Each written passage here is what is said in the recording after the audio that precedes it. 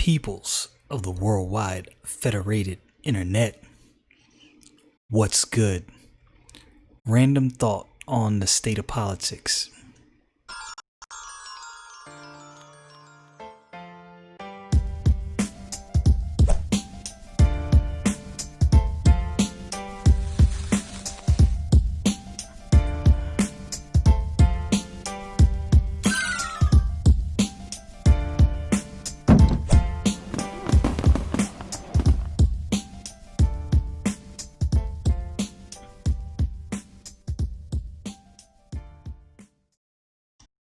This is just something I was just thinking about, sitting here, reading some articles, looking over some bills.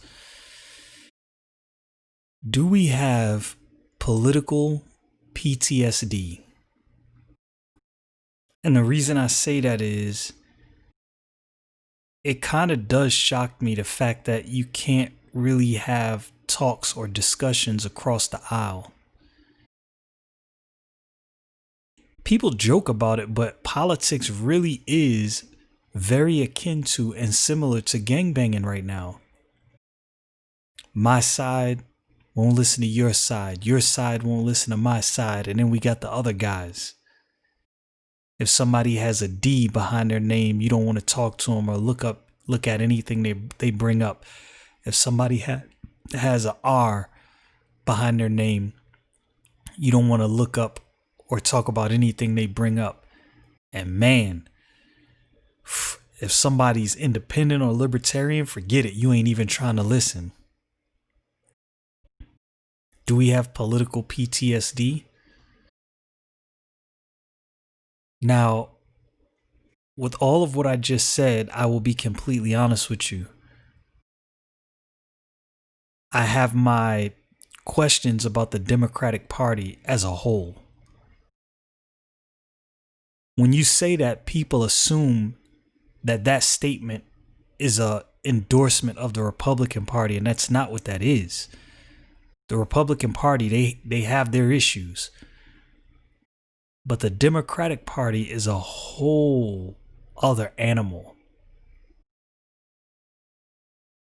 I often think that party as a whole really is the anti-America party, which in and of itself is problematic.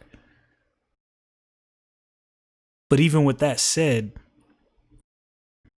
will you sit down and discuss something with a Democrat? Now, the caveat to this is more often than not, an independent, a person unaffiliated, a libertarian, a Republican, conservative are willing to talk to and debate with people who have differing opinions, people from the other side of the aisle, people that don't necessarily agree with them or their stance. I'm not going to say this is 100% true, but it is almost just about, I would say it's 99.8999% true that a leftist or a liberal, somebody who leans more to the Democrat side of the argument, is unwilling to have a conversation. Unwilling to even hear the other side. I found that to be true. I found that to be true in my own personal life amongst people I encounter. I'm an independent. I don't necessarily classify myself as a quote unquote conservative.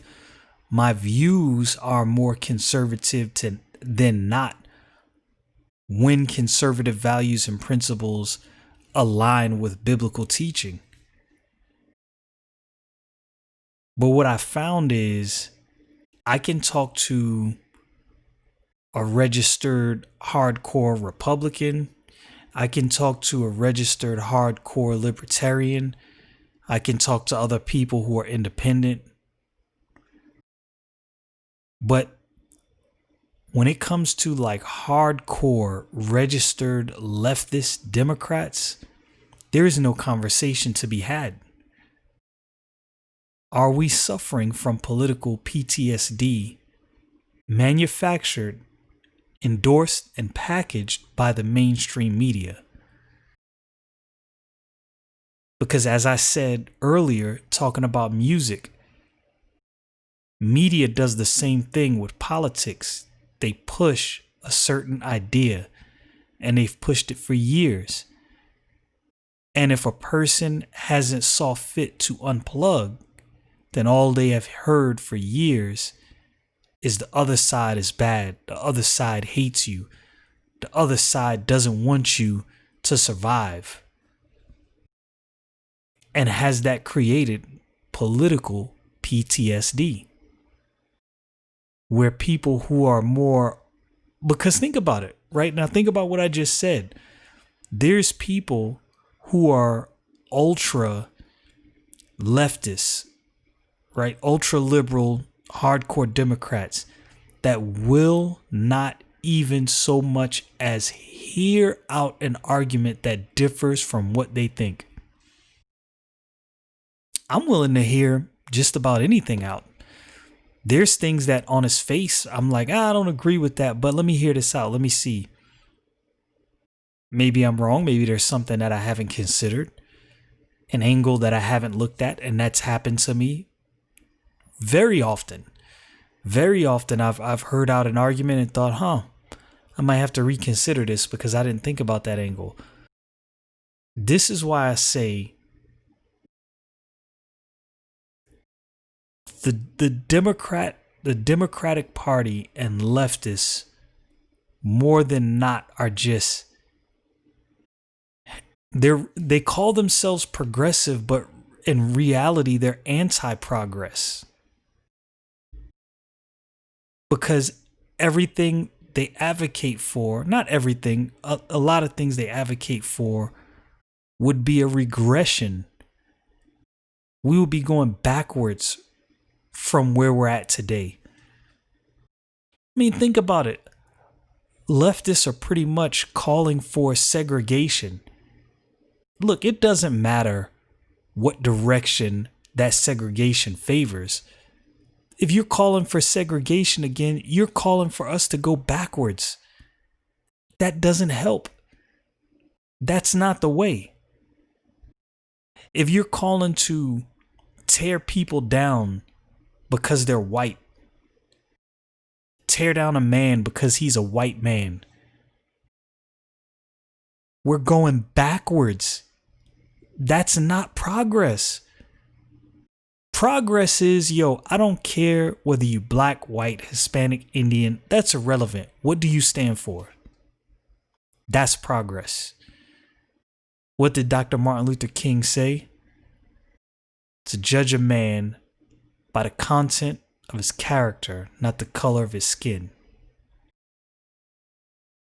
But are we suffering from political PTSD? And when I say we, I'm putting everybody in there because the media, like they always talk about Donald Trump and dog whistles. And I almost hate to even mention Donald Trump's name sometimes because people assume you're some Trumpite when you say that. He's done some good things. I don't hate the man, as I've said before. I personally think up until Rona Apocalypse, he's done a pretty good job, right? But there's people who will hate on any and everything this man has done because the media has harped on this hatred for him day in and day out since even before he got elected. The media has gone hard body against anything President Trump says or does. So the media, and what I was getting to is they always talk about dog whistling, President Trump and dog whistling. But the media silently, under their breath, have been calling for everything we see happening now for years. For years, they've been calling for this. If you constantly tell people Our country is being ruled by racists, by Nazis. They're going to do this, they're going to do that. And you keep beating that drum. There's going to be mindless drones, people who don't take the time out to think a little more critically, that believe what you're saying, take it at face value, and you're working up those emotions. What do they call it? A powder keg. The media pushed and pushed and pushed and pushed and pushed and pushed and pushed.